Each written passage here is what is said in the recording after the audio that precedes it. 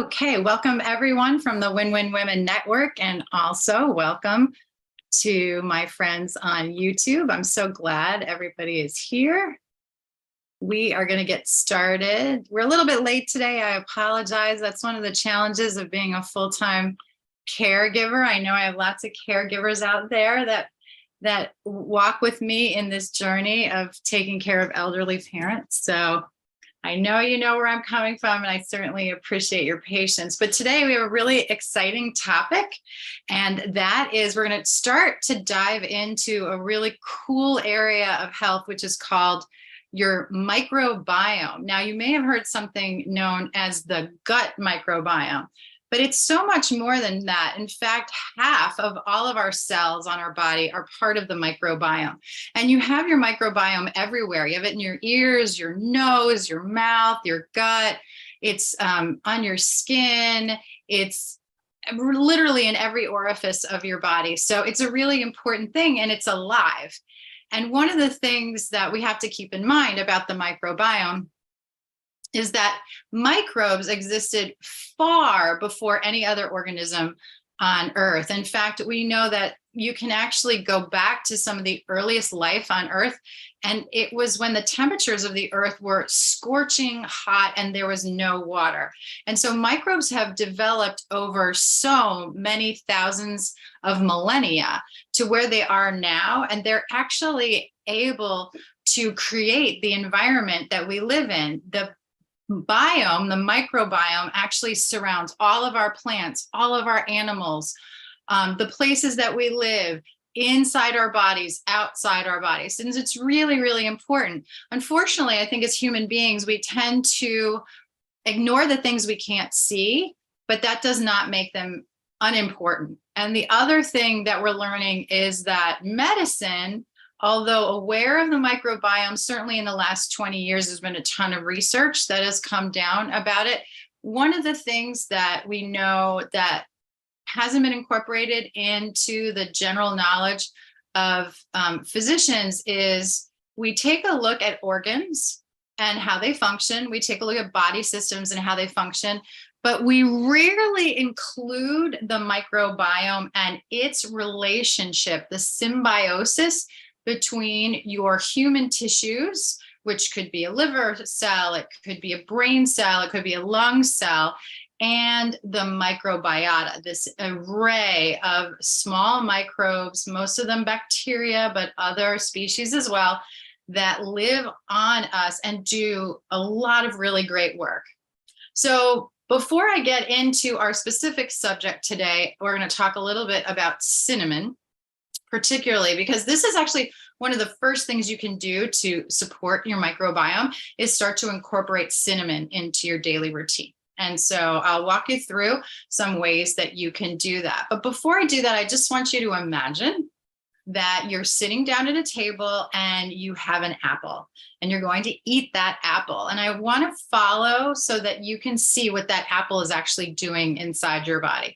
So you take a bite of that apple and immediately your digestive system gets turned on. Now, one of the things we know about digestion is that it occurs the best when we're at rest. So just remember that we rest and digest at the same time. And so we have kind of an on and off switch when it comes to our nervous system. And we have the sympathetic nervous system, which is the one that we need to be on, to be fighting, to be thinking, to be moving, to be working. All of that stuff occurs in our sympathetic nervous system. And then we have the parasympathetic nervous system. That's the part where we start to actually relax and rest and sleep and renew. And our brain starts to detox and our lymphatic system starts to detox. All of that occurs when we're in the parasympathetic. So can you eat while you're in the sympathetic? Yes, of course you can, but you're not going to get proper digestion. So the first thing that you can do to actually protect your health and protect your microbiome is don't eat in a state of stress or craziness. So stop eating in your car, stop eating on the go, stop eating without thinking, right? Just shoveling food in your mouth just to kind of eat on your way to somewhere. Like carve out some time And I would say if you're super busy, it actually is better to have fewer meals that take longer amounts of time than it is to have many meals over, with little short bursts. That doesn't really work. And if you're wondering if this is actually true, because I remember being taught, well, actually, many small meals are going to be better for your metabolism and going to be better for your health. But let's just think about it in terms of the way human beings had to act most of their life in former days. Let's put it that way. So most of your food had to either be hunted or foraged, which means that you'd have to get up in the morning, you'd have to have a plan, and then you'd have to account for weather, you would have to account for the season, you'd have to account for any kind of threat, whether it be by animal or by humans, to go out in a competitive way to go and get that food. So even if you were just foraging for berries or picking plants, that would take time. So tip number one is don't eat first thing in the morning, because you weren't designed to do that. And in fact, when cortisol wakes you up in the morning, insulin also goes to work. And what insulin does is insulin will start to help you pull sugar out of your liver and out of your fat stores and give you the energy you need to kind of get you through that process of foraging and hunting. And so if you wonder if this still is biologically at play in your body, I will share with you kind of a cool factoid. And that is, if you go shopping, if you're in a grocery store, or if you are in a marketplace, like an outdoor market, and you are in a mode of seek and find, right? Like you're looking around, even if you're window shopping, even if you're not spending any money on a particular thing, right? Maybe you go without a shopping list and you're literally just browsing around.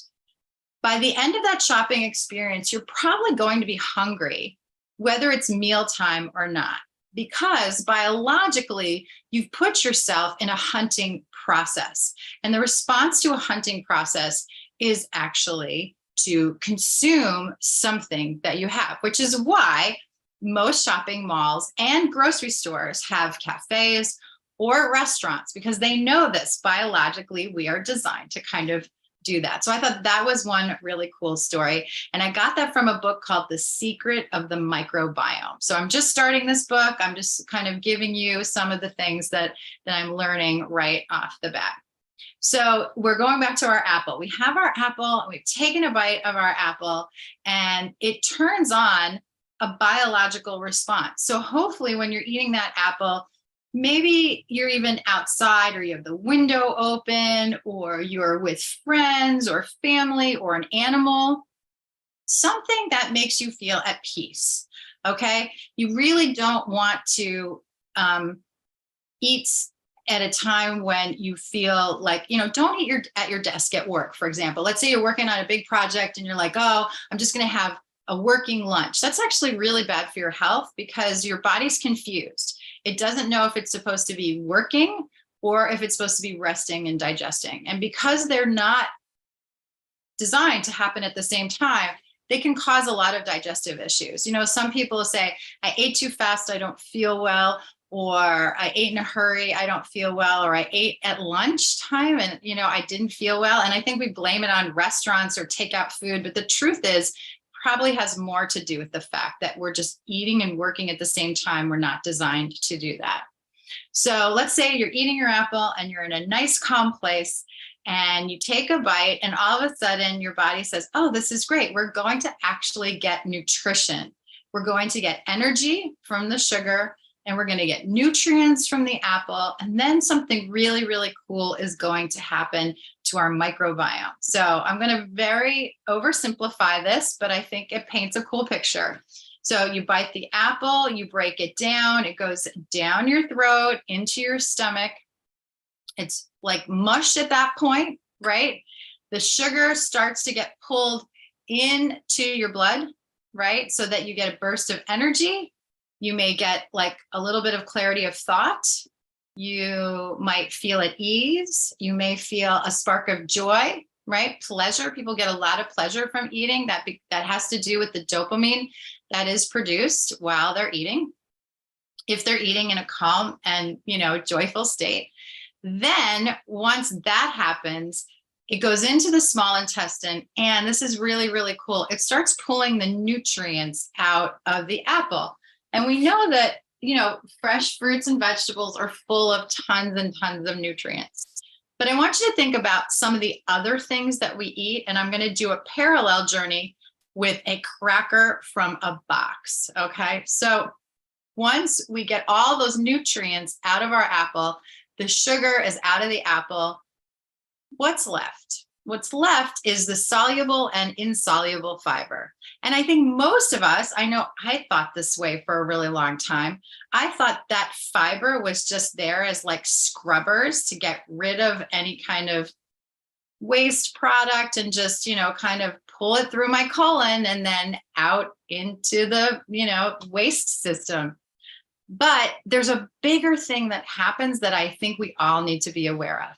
And where your small intestine reaches your colon, there's a part there, like a pool, and it's called the cecum. And the cecum is full of microbiota. Now, there's microbiota all the way from your mouth, all the way down your throat, into your stomach, into your small intestine. So all kinds of microbiotic interaction is happening along the way, but the cecum has a special place in our bodies. The cecum is the place that's full of the most diversity when it comes to your microbiome, at least as far as we know right now. Remember, this is sort of a new field of scientific research.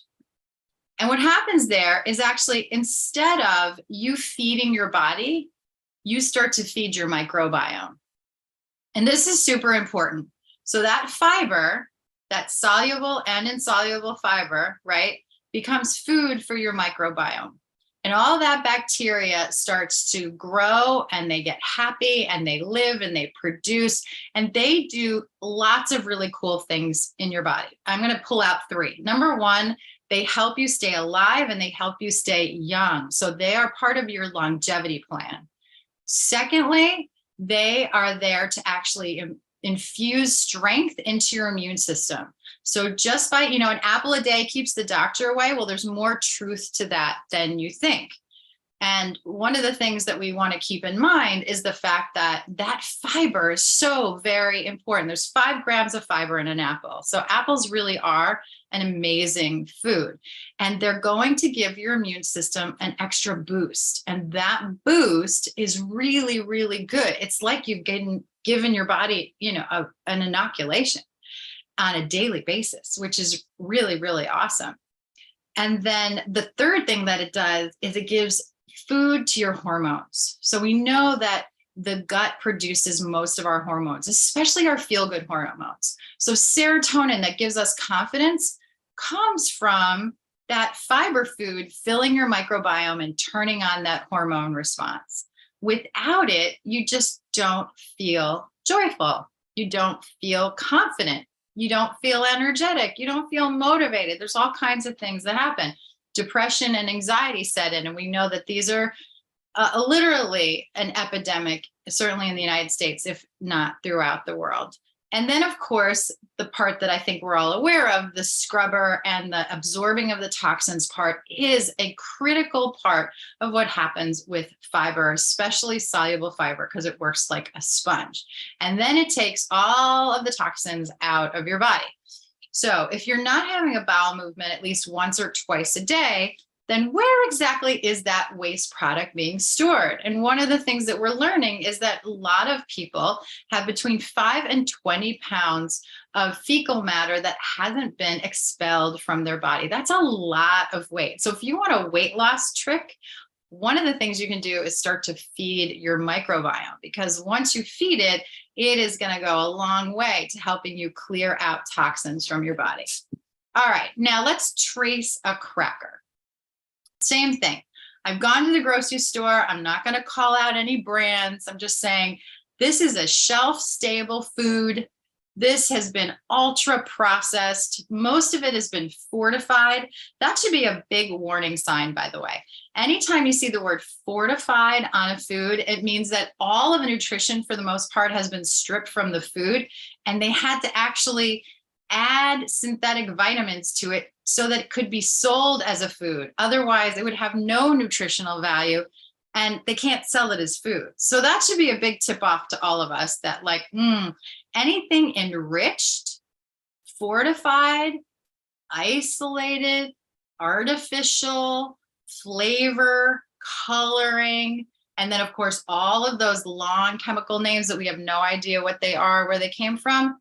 Those are big warning signs when it comes to your microbiome, because the second thing we know is that, let's go back and trace the cracker again. You put it in your mouth, everything gets turned on, it goes into your body. Now, a cracker is a simple carbohydrate. So that means that all of that turns to glucose super fast, goes right into your bloodstream. And guess what? If your blood sugar is already high enough, then you're either going to get an insulin spike you don't need, or that may just get stored right away, which is why people who eat a lot of bread, cereals, packaged foods tend to gain a lot of weight and have a hard time losing weight, because most of what they eat gets stored. So we're going to talk about plants in future episodes and what kind of plants we want to eat and things of that nature too.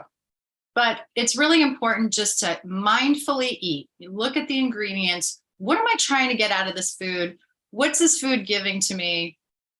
How diverse is it? One of the things I've learned from a couple of the doctors I've been listening to is that we should stop counting calories and start counting plants. So instead of sitting down and looking at a meal and saying, how many calories are on my plate? One of the things you could start to do is actually ask yourself, how many different plants are on my plate? And can I get to 30 different plants in a week? That's a really good count. So you have 7 days to get to 30 plants. And I think that's super doable. And by the way, spices count as plants. So cinnamon, we're going to talk about that today. That would count. Ginger counts, nutmeg counts, oregano, thyme, parsley. So all of your herbs, all of your spices, all your vegetables, all your, organic grains, whole foods, fruits, all of that stuff counts when you do your 30 count. All right, let's go back to our cracker. So our cracker is going through our body, and whatever is left there's no real nutritional value. I mean, you might pull out a couple of vitamins here and there from those crackers, but most of what you're getting is a really free, simple sugar. And then it's going to hit that cecum again. And what's going to happen? Well, all that's left is the chemicals, because those chemicals don't get absorbed. And by the way, I know it doesn't work in my cracker example, but especially people who drink sugar-free things or eat sugar-free things that have artificial sweeteners, okay? So yeah, when it goes into your bloodstream, you're not going to get that insulin spike, but here's what you are going to get. You're going to get that artificial sugar ending up in your cecum, and guess what happens to your microbiome when it comes in contact with a chemical? Well, the exact same thing that happens when bacteria hits a hand sanitizer or a room deodorizer or any kind of chemical cleaner. It kills it. All right. It kills it. And we don't want it to kill it because we really want all of that in our body. So there is a huge side effect to food chemicals that we're only becoming critically aware of right now. And it goes beyond the fact that there are obesogens in them that make you heavier. It goes beyond the hyperpalatability of these foods that just make them so easy to eat, but because they're nutritionally deficient, you could just sit down and eat a whole bag of potato chips or eat a whole box of crackers. Anything that's in those middle aisles of the grocery store, cereals, that are shelf stable, highly refined, full of chemicals. Those are going to want you to eat more because you're not getting the nutrition that you want. And then all of those chemicals are going to slowly go into your microbiome and start killing off that bacteria. So what do we find when people eat what they're now calling the standard American diet? lots of processed foods, lots of fast foods, lots of shelf-stable foods, lots of hyper palatable foods. They're finding that they have low immunity. They're finding that they have high blood pressure, high cholesterol, all these cardiometabolic diseases that lead to early death and early aging. That's why we call the show Radical Age Reversal, because we're trying to give you some tips and tricks that you can use to slow down aging and raise your health span. So we're looking at those foods now in a different light. And so what used to be something convenient is now something that's potentially really dangerous. But because we're eating it over such small amounts of time, this doesn't happen after one bite. It happens after several years of consuming these foods. Now, the good news is, because nature is amazing, we can stop eating the things that kill our microbiome and actually start eating the things that bring it back to life. So we're not sure how best to do that, but we do know that the more plants you eat, the faster your microbiome will grow back. And according to Dr. William Lee, he says that within 24 hours of eating fresh, whole fruits, vegetables, herbs, spices, you will start to see microbiome growing back. So that gives me a lot of optimism, right? That I feel very optimistic about that. A lot of hope, I guess that was the way I should have put it. So cracker versus apple. Think about your snacks. Think about what fast food really looks like, and nutrient dense. How nutrient dense can you get? One of the tricks that I'm going to give you today, and I'll give you several over the next few weeks, is I want you to plan out your grocery shopping. For some people, it's, if they live in the city, it might be every other day. If you have a big family, you might have to shop more often. Or if you're like super organized and you don't have that many people to cook for, you might be a once a week shopper. Whatever it is, I want you at least once a week to go into your local produce market or your farmers market. This is the time for farmers markets, or join a CSA or something like that, where you can get a bigger variety of fruits, vegetables, herbs, and spices. And I want you to make a point of picking one or two a week that you don't eat. Okay, so for me, this week I bought a daikon radish and a kohlrabi. And I roasted the kohlrabi because it's very close to a cabbage. I just peeled off the spikes and then I cut it into squares. And then I got some red beets and some yellow beets, and I roasted them with some olive oil and salt. They were amazing. And then I put them in the refrigerator because now I have that for the week to kind of draw from. And it was super easy. I kept the beet greens and I washed them really well. I cut the stems. They're very celery-like and they have that kind of celery taste, although you have kind of a beet overtone to them. And I added those greens. I washed them. And so now the stalks I can use like celery in recipes, and the greens I can use like Swiss chard, or even whether it's raw or cooked. There's so many things that you can do. So keep the whole plant. And what I love about the internet is you can always look up a new recipe, which is really great and easy. So hopefully those are fun, adventurous things that you can do that's going to help you get to that 30 number. So let's say you've gone through the whole grocery store and you got 2 new vegetables every week, and you're rotating your vegetables and fruits through. And then you're going to get to those seasons where things get kind of like, there's very few local things being grown. It's winter time. You really shouldn't eat things from halfway around the world. We'll talk about that too, right? So if you can go out and get these things at that season, probably you shouldn't eat a lot of those. Let's try to stay seasonal. Let's try to stay regional as much as possible. And if you can't stay regional, at least stay seasonal.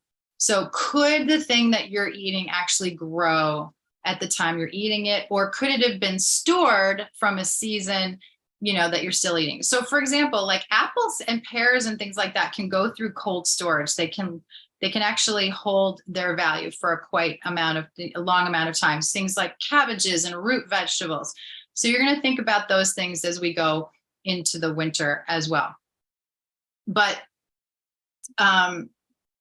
Really, really focusing on that, adding the 2 vegetables. And then the other thing I would say is start building up your essential oil collection and your spice collection. So we're going to talk about some oils every week. And I also want you to get the corresponding dry spice so that you can use it in both forms. You can use it in the oil form, and then you can use it in the dry spice form. So we're going to talk about cinnamon today. So if you don't have a good organic cinnamon, now there's different kinds. There's Viennese cinnamon, there's Vietnamese cinnamon, there's Ceylon cinnamon. It doesn't really matter which one you choose. You could get a couple of them, but I would invest in a really fresh bottle of cinnamon, whether it's ground or whole, and a bottle of doTERRA cinnamon bark oil. Now, I love the cinnamon bark because I love to put it in a diffuser. I don't put it on my skin because I feel like it's too warm, but you definitely can ingest it. And let's talk a little bit about why cinnamon is so great. Firstly, it's going to help your metabolic function. We're talking about how it interplays with your microbiome. Your microbiome is really going to love these spices. So make sure that you start to incorporate spices in the things that you cook. It's going to help your immune system. It's going to warm you up if you're feeling cold. So keep this one for the winter. I think that's why cinnamon is so much a part of the scents that we think of in the fall and the winter. Start using it that way as well. It is great for a mouth rinse. So you could take a small glass of water and put just 1 drop of cinnamon and swish that around in your mouth, or take a dry toothbrush afterwards and make sure that that cinnamon is kind of gotten between the teeth, and it's going to help to maybe eliminate some bad bacteria. Now, one of the great things about a natural antibacterial is that they're discerning. So they're not going to just wholesale wipe out all of your bacteria like an antibiotic would. And you have to remember too, like some of the meats that we eat have been given antibiotics too. So even if we're not taking antibiotics, we're taking antibiotics in the foods that we eat. So we have to kind of be mindful of what's taking away from our microbiome and what's actually giving to our microbiome.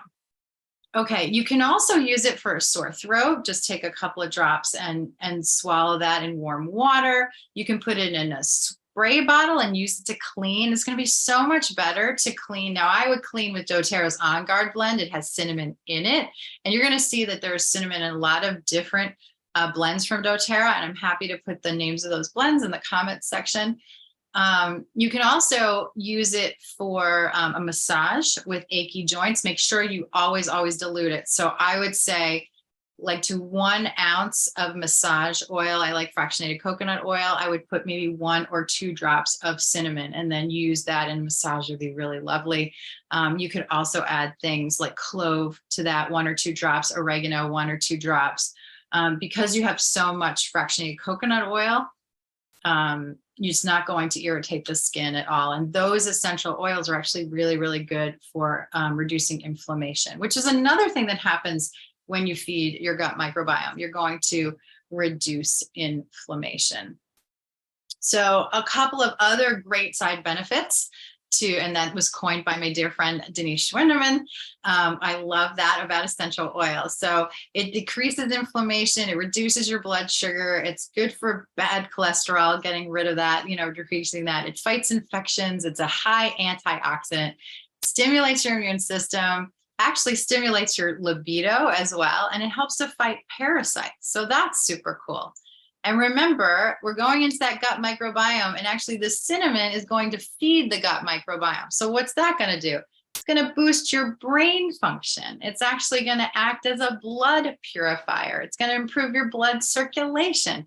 It's going to be, we talked about pain relief. It's good for weight loss. It helps people who have diabetes control their sugar levels. It's helpful for infections. So you can use this as a topical anti-infectious treatment. It helps speed up healing. You can rub cinnamon on the bottom of your feet and get an overall absorption of that cinnamon, and that's going to help with healing. It's also good for your heart. Now, I wouldn't take straight cinnamon and put it over my heart, but I would put a couple of drops of cinnamon in a capsule and take that internally, or make a cinnamon tea. I think that would be really lovely. You can also make your own cinnamon honey with doTERRA cinnamon bark. You just take a little jar of honey and add a couple of drops of cinnamon, and then take a teaspoon of that, put it in a glass of hot water. It would be really, really yummy. Or even add it to your own tea would be great. There's some promising research with cancer.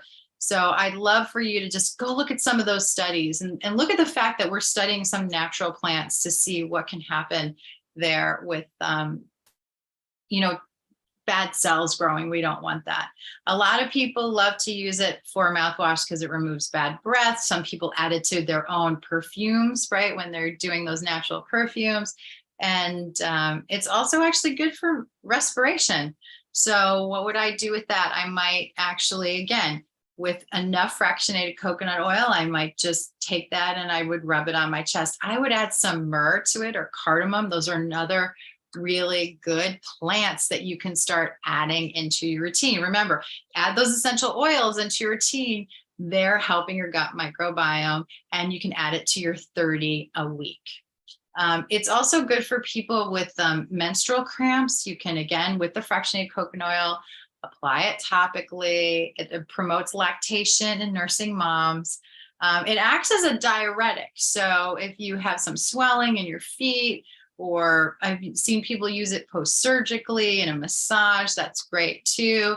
And of course, you can use it for flavoring in your cooking. If you diffuse it, it's great to get rid of mosquitoes and other bugs. They don't really like cinnamon. So you can see there's so many things that we can use our cinnamon for.